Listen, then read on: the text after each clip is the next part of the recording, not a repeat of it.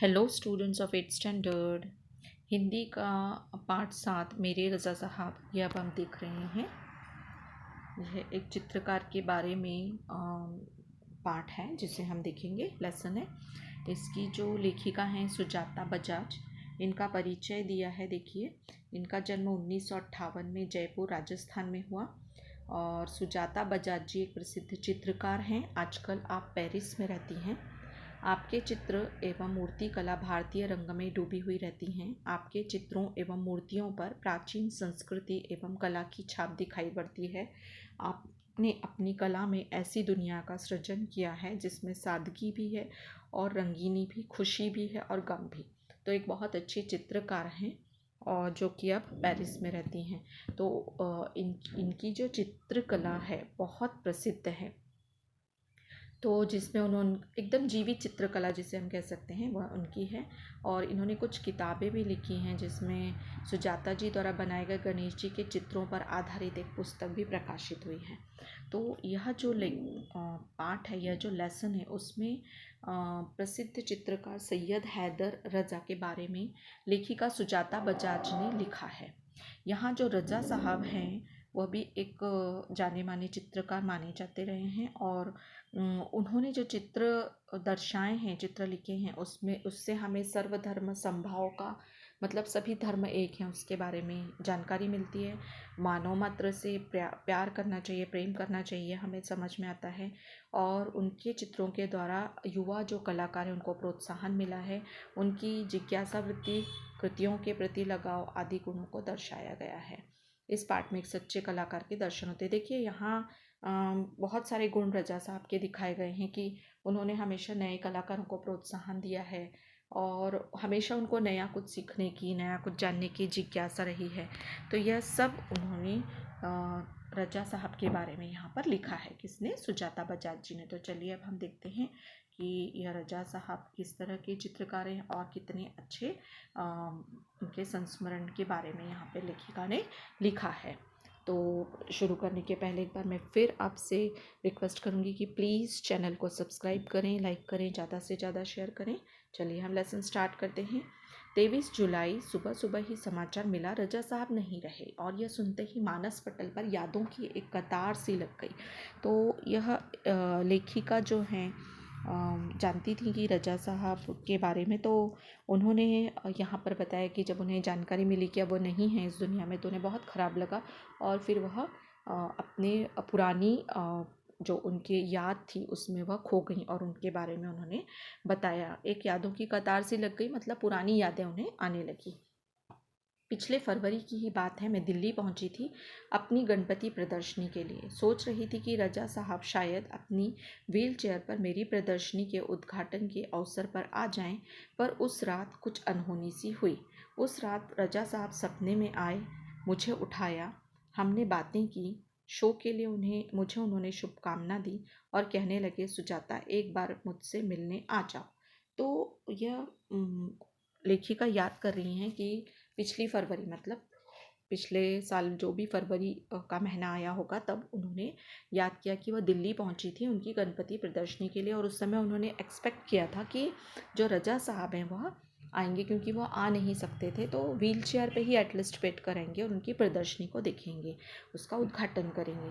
लेकिन ऐसा कुछ हुआ नहीं और उसी रात को उनको एक सपना दिखा जिसमें उन्होंने देखा कि रजा साहब उनके सपने में आए हैं, उनको उठा रहे हैं और शो के बारे में कि भाई कल तुम्हारा शो है, उसके लिए मैं शुभकामना देता हूँ और तुम मुझसे एक बार मिलने आ जाओ। मतलब शो से एक दिन पहले रात को ही वह उस लेखिका के स्वप्न में आए।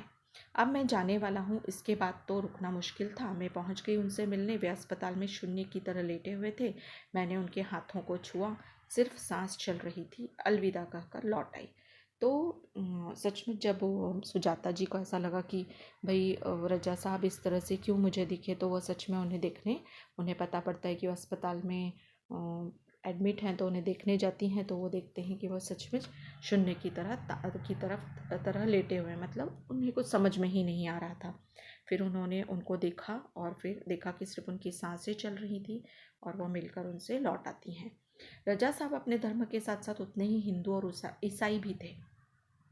उनके स्टूडियो में गणपति की मूर्ति, क्रॉस, बाइबल, गीता, कुरान, उनकी माँ का एक फ़ोटो, गांधी जी की आत्मकथा व भारत से लाई हुई मोगरे की कुछ सूखी मालाएं सब एक साथ रखा रहता था।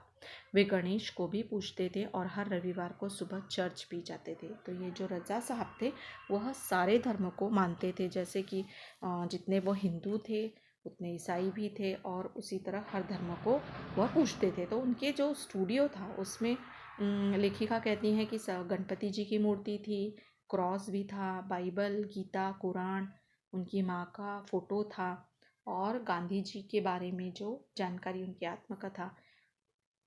इतना ही नहीं कि भारत से उन्होंने मोगरे की कुछ सूखी मालाएं जो लाई थी उनको भी संभाल कर रखा था।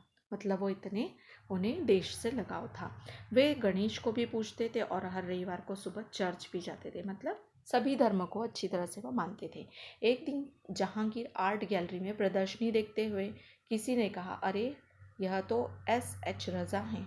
मैं एकदम सावधान हो गई क्योंकि मेरी सूची में उनका भी नाम था। तो लेखिका यहाँ पर बता रही हैं कि किस तरह से उन्होंने रज़ा साहब को जाना, कि उन्हें पता था ये बहुत अच्छे चित्रकार हैं। तो जब एक बार वह जहांगीर आर्ट गैलरी में प्रदर्शनी के लिए जाती हैं तो वहाँ पर वो देखती हैं कि एक चित्र के सामने लोग कह रहे हैं कि यह तो S.H. रज़ा हैं। तो क्योंकि उनसे उनको मिलने की बहुत इच्छा थी, मैंने उनके पास जाकर कहा, रज़ा साहब आपसे बात करनी है। तो वहाँ पर वह रज़ा साहब आए हुए थे और वह उनसे मिलने जाती हैं और कहती है कि मुझे आपसे बात करनी है। वे देखते ही रह गए। उन्होंने मुझे इंटरव्यू दिया, बहुत सारी बातें हुई। यहाँ पर जो लेखिका है उन्होंने रज़ा साहब का इंटरव्यू लिया और दोनों ने बहुत सारी बातें की। अचानक मुझसे पूछने लगी कि आप और क्या क्या करती हैं। मैंने कहा, मैं कलाकार हूँ, पेंट करती हूँ। वे तुरंत खड़े हो गए और कहने लगे, चलो तुम्हारा काम देखते हैं। तो जब लेखिका से उन्होंने पूछा कि तुम क्या काम करती हो, और लेखिका ने जैसे ही बताया कि मैं भी एक कलाकार हूँ, तो वह तुरंत उनका लेखिका का काम देखने के लिए पहुँच जाते हैं। मैं सोच में पड़ गई, मेरा काम तो पुणे में है। उन्हें बताया तो वे बोले, चलो पुणे। ताज होटल के सामने से हमने टैक्सी ली और सीधे पुणे पहुँचे। तो देखिए ये जो वार्तालाप हो रहा है कहाँ पर हो रहा है, ताज होटल में हो रहा है, मुंबई में, जहाँ लेखिका उनसे मिलने आई थी। और जब वो बताती हैं कि मेरा सारा काम पुणे में है, तो वो पुणे जाने के लिए तैयार हो जाते हैं और वहाँ से वह होटल ताज से वह लोग टैक्सी करते हैं। ताज होटल के सामने से हमने टैक्सी ली और सीधे पुणे पहुँचे। उन्होंने मेरा काम देखा और फिर कहा, आपको पेरिस आना है, आपका भविष्य बहुत उज्जवल है। तो रज़ा साहब एक्चुअली इस पूरे लेसन से हमें समझ में आता है कि वो पेरिस में रहते थे और कुछ मतलब काम की वजह से वह इंडिया में आए थे, ताज होटल में ठहरे थे। लेखिका पुणे में अपना काम कर रही थी। यह सब चर्चा से हमें समझ में आता है। तो लेखिका को क्या कह रहे हैं कि तुम्हें पेरिस आना चाहिए, तुम्हारा भविष्य बहुत उज्जवल है। छोटी से छोटी बात भी उनके लिए महत्वपूर्ण हुआ करती थी। बड़ी तन्मयता और लगन के साथ करते थे सब कुछ। पेंटिंग बिकने के बाद पैकिंग में भी उनकी रुचि हुआ करती थी। कोई इस काम में मदद करना चाहता तो मना कर देते थे, किसी को हाथ नहीं लगाने देते थे। बड़े करीने से धैर्य के साथ वे पैकिंग करते। तो देखिए लेखिका ने यहाँ उनके काम के बारे में लगाव को बताया है कि वह अगर उनकी कोई पेंटिंग बिकती थी तो उस पेंटिंग को पैकिंग भी खुद ही करते थे, किसी को हाथ नहीं लगाने देते थे। कहते थे, लड़की ससुराल जा रही है, उसे संभाल कर भेजना है। तो क्या कहते थे कि जिस तरह एक लड़की ससुराल जाती है तो उसे किस तरह से अच्छी तरह सजा धजा कर अच्छी तरह से भेजते हैं, उसी तरह वो अपनी पेंटिंग को भी बहुत अच्छी तरह से पैक करके देते थे। जब वे किसी को पत्र लिखते या कुछ और लिखते थे तो मत पूछिए, हर शब्द हर पंक्ति को नाप तोल कर लिखते थे। फूल उन्हें बहुत प्यारे लगते थे। मुझे याद है 22 अक्टूबर 1988 को मैं लंदन से पेरिस के गार्दिनो स्टेशन पर ट्रेन से पहुंची थी। रज़ा साहब स्टेशन पर मेरा इंतज़ार कर रहे थे। ट्रेन लेट थी पर वे वहीं डटे रहे। मुझे मेरे हॉस्टल के कमरे में छोड़कर ही वे गए। बताइए ये जो घटना है 1988 की है। मतलब उन दिनों ये लेखिका लंदन से पेरिस के गार्दिनो में गई और स्टेशन पर पहुंची तो उनकी ट्रेन लेट थी, फिर भी रज़ा साहब ने उनका इंतज़ार किया और उन्हें उनके हॉस्टल में छोड़ा। एक दिन मैं बीमार होकर अपने कमरे में पड़ी थी। रात 11 बजे रजा साहब मेरे लिए दवा भारतीय रेस्टोरेंट से खाना पैक करवा कर पहुँच गए। मेरे घर वालों को फ़ोन करके कहा, आप लोग चिंता न करें, मैं हूँ पेरिस में सुजाता की चिंता करने के लिए। तो लेखिका ने घटना का वर्णन भी किया है कि जब वो पेरिस में बीमार हो जाती हैं तो किस तरह रजा साहब उनकी केयर करते हैं। उनके लिए भारतीय रेस्टोरेंट से खाना भी ले जाते हैं और दवाएं भी लेकर उनके कमरे पर जाते हैं और उनके घर वालों को यह भी बताते हैं कि मैं सुजाता की देखभाल करने के लिए यहाँ पर हूँ। मतलब वो बहुत अच्छे सहायक भी थे। हर बार जब मैं या रजा साहब पेंटिंग पूरी करते तो सबसे पहले एक दूसरे को दिखाते थे। दोनों एक दूसरे के ईमानदार समालोचक थे। समालोचक मतलब ठीक है, अगर कोई गलती है तो उसे बताते भी थे एक दूसरे को। हमने मुंबई, लंदन, पेरिस और न्यूयॉर्क में साथ साथ प्रदर्शनियाँ की, पर कभी कोई विवाद नहीं हुआ। देखिए, रजा साहब के साथ लेखिका ने बहुत सारी प्रदर्शनियाँ भी की थी अपने चित्रों की। यह उनके स्नेह और अपनेपन के कारण ही था।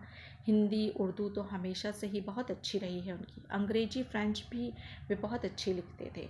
कविताओं से बहुत प्यार था उन्हें। तो रजा साहब की कितनी गुण उन्होंने यहाँ पर बताए कि उन्हें हिंदी आती थी, उर्दू, अंग्रेजी, फ्रेंच, ये सभी भाषाएं आती थी। कविताएं भी उन्हें बहुत अच्छी लगती थी। शेर, गज़ल और पुराने जो हिंदी फिल्मी गाने वो बहुत प्यार से सुनते थे। एक डायरी रखते थे अपने पास, हर सुंदर चीज़ को लिख लिया करते थे उसमें। उन्हें लिखने की भी आदत थी। जो भी बात उन्हें अच्छी लगती थी उसे वो अपनी डायरी में लिखा करते थे। मेरी बेटी हेलेना बहुत खूबसूरत हिंदी बोलती थी तो उन्हें बहुत गर्व होता था। वे हमेशा उसके साथ शुद्ध हिंदी में ही बात करते। तो देखिए, नेचुरली जब लेखिका पेरिस में रही तो उनके बच्चे भी नेचुरली उसी वातावरण में बड़े हुए। लेकिन उनकी बेटी जो थी हेलेना बहुत अच्छी हिंदी बोलती थी, तो उनका बोलना था कि रजा साहब हमेशा उससे शुद्ध हिंदी में ही बात करते थे। रजा साहब को अच्छा खाने का बहुत शौक था, पर दाल चावल रोटी आलू की सब्जी में जैसे उनकी जान अटकी रहती थी। तो उनका फेवरेट फूड क्या था? दाल चावल रोटी और आलू की सब्जी। मैं हफ्ते में एक बार भारतीय शाकाहारी खाना बनाकर भेजती थी उनके लिए, उनके फ्रांसीसी दोस्तों के लिए। तो उनके दोस्त कुछ फ्रांसीसी थे, तो लेखिका बोलती थी कि मैं हफ्ते में एक बार उनके लिए वेज जो खाना है, शाकाहारी खाना है, वो हमेशा भेजा करती थी। रजा साहब के कुछ पुराने फ्रांसीसी दोस्तों को उनके जाने की खबर देने गई तो फिर से एक बार उनकी दीवारों पर रजा साहब की काफ़ी सारी कृतियाँ देखने का मौका मिल गया। तो जब लेखिका को मालूम पड़ता है कि अब रजा साहब नहीं गए तो उनके जो फ्रांसीसी दोस्त हैं उनसे मिलने, उनको बताने के लिए लेखिका जब उनके घर पहुंचती हैं तो देखती हैं कि उनकी दीवारों पर, उनकी दोस्तों की दीवारों पर भी रजा साहब की बहुत सारी पेंटिंग्स लगी हुई हैं। मैं हमेशा कहती, रजा साहब आप मेरे एंजल गार्जियन हैं, तो मुस्कुरा देते, पर सन 2000 के बाद से कहते, क्यों, अब हमारी भूमिका बदल गई है, तुम मेरी एंजल गार्जियन हो, अब मैं नहीं। तो लेखिका याद कर रही हैं कि किस तरह वो अपना गार्जियन उन्हें मानती थी, लेकिन रजा साहब बाद में उन्हें कहते थे कि तुम अब मेरी गार्जियन हो।